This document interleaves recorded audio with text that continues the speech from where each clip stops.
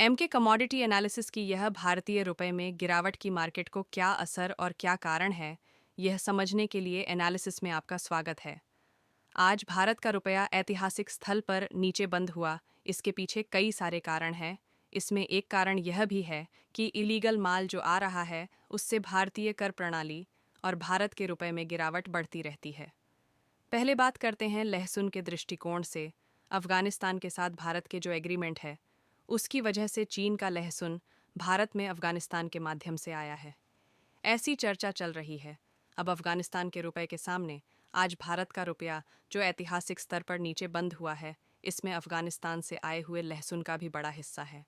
आज रुपया रिकॉर्ड निचले स्तर पर पहुंचा। अमेरिकी डॉलर के मुकाबले 58 पैसे टूटकर 86.62 पर बंद हुआ। एक सत्र में 58 पैसे या 0.67% की गिरावट 6 फरवरी 2023 के बाद से सबसे अधिक थी, जब मुद्रा में 68 पैसे की गिरावट आई थी।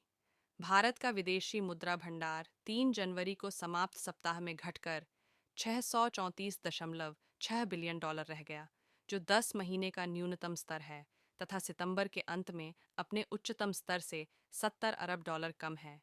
इलीगल आयात से भारत की जो आयात निर्यात संतुलन है वह खराब हो रही है। अकेले लहसुन में देखा जाए तो करीब 40 लाख बिग लोशन आयात हुआ है, ऐसा व्यापारी सूत्र बता रहे हैं, जिससे करोड़ों की टैक्स चोरी का एवं विदेशी चालान का नुकसान हुआ है। साथ साथ भारत के किसानों एवं व्यापारियों के नुकसान से पूरी अर्थव्यवस्था में कहीं ना कहीं नुकसान पहुंचता है। अर्थशास्त्र की पूरी साइकिल डिस्टर्ब हो जाती है। इसलिए अभी सरकार को यह सोचना चाहिए कि ऐसी भारत की अर्थव्यवस्था को तबाह करने वाली छोटी छोटी बातों पर ध्यान देकर भारत की अर्थव्यवस्था मजबूत हो।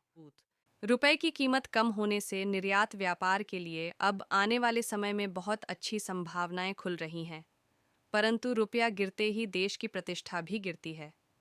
यह सारी बातों को सरकार को संज्ञान में लेना जरूरी है। आपका इस विषय पर क्या विचार है? लहसुन आयात कितना देश के लिए नुकसान कारक रहा? ये सारी बात आप कमेंट में रख सकते हैं। आगे और भी कोई जानकारी निकाल कर आएगी तो आप समस्त प्रस्तुत की जाएगी। इस चैनल को लाइक करें, शेयर करें और सब्सक्राइब करें।